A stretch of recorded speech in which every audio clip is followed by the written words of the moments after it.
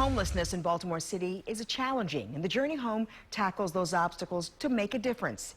Vidya Donraja, the director of the Homeless Services Programs, is here to talk about the organization.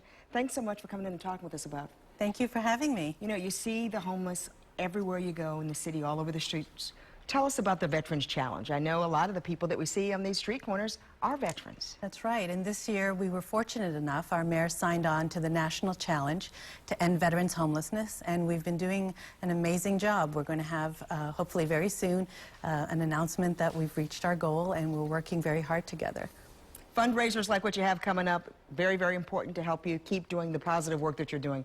I know it's a big surprise, but can you give us any teases? Sure. We want people to come. Absolutely. This is our largest fundraiser, and in past years we've had performances by Jewel, Jennifer Hudson, John Legend, Kristen Chenoweth, so we know there's a very big surprise tomorrow night.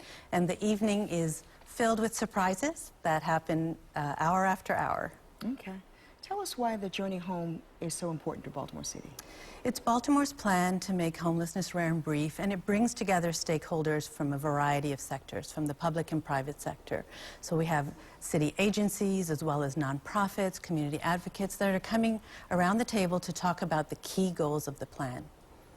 Who are the homeless in Baltimore? I know it's changed. A lot of people with not making the money that they're used to, people losing jobs, not just what it used to be in the past. There's different faces. Absolutely. We recently did our homeless census back in January, and we know that we have about 2,700 individuals that are chronically homeless, and about 330 of them living outdoors.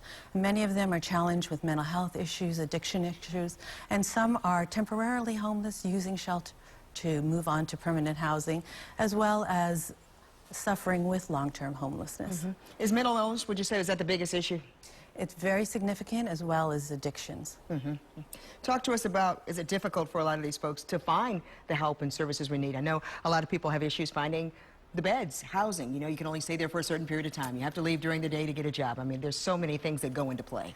Absolutely. Services are not enough, and the variety of services that we need more and more in terms of looking for shelter, as well as assistance with eviction, food, accessing services for mental health and addictions are also really important, and we can always use more. How challenging is it for a nonprofit like yours? I know you're part of a city agency, but to get the funding you need to help the people that need the help? It's challenging because funding streams are being reduced year after year. Our federal, state, and local funds are shrinking. It's up to us to make the case and awareness and using our data and the information that we get through our census more effectively.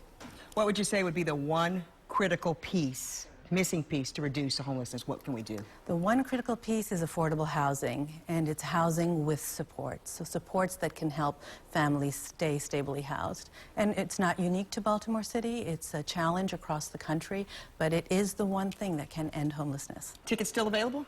Tickets are still available. If you go to thejourneyhomebaltimore.org, you find out all the information you need. All right, Vidya Donraja, thanks so much for coming in. All right, Thank and you good for luck having to me. you. Thank you. All right, we're going to